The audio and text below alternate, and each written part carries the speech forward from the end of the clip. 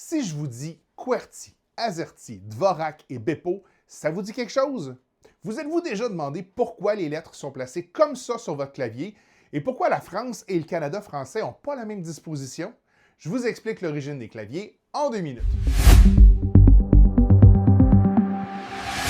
Vous aurez évidemment compris que les claviers datent d'avant l'informatique. Les dactylos, inventés au 19e siècle, sont les grands-mères de nos claviers actuels. À l'origine, les touches étaient classées par ordre alphabétique. Mais les dactylos tapaient trop vite, puis les marteaux en métal qui frappaient le ruban se coinçaient entre eux et coinçaient la machine. Sur une période de 10 ans entre 1868 et 1878, Christopher Sholes travaille sur un clavier plus pratique. Il va séparer les lettres les plus souvent utilisées ensemble dans la langue anglaise, comme le T et le H, pour qu'elles soient à l'opposé l'une de l'autre sur le clavier.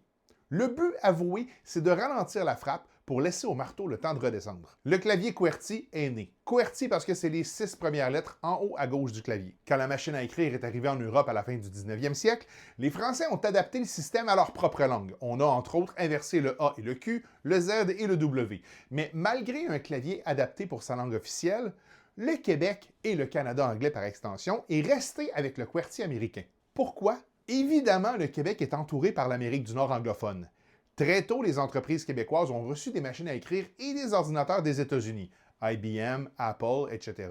Puis au lieu de changer tout le clavier pour un AZERTY, ce qui aurait été cher et compliqué, on a gardé la base QWERTY, mais les touches de ponctuation à droite ont été modifiées pour ajouter les accents. Maintenant, avez-vous déjà entendu parler des claviers Bepo et Dvorak? En 1936, Auguste Dvorak a analysé la langue anglaise pour comprendre quelles lettres on utilise le plus.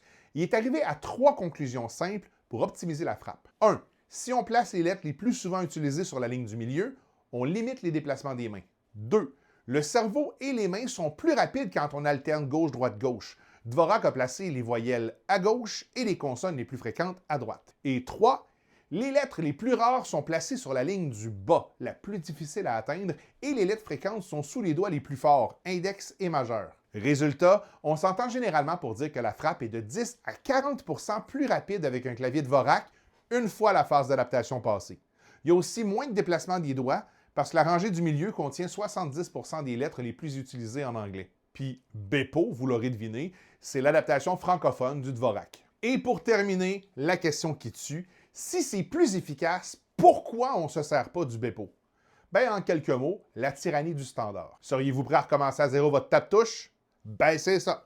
Vous n'êtes pas tout seul, même si ceux qui passent au Bepo ne jurent que par ça. Si vous avez appris quelque chose, aimez et partagez.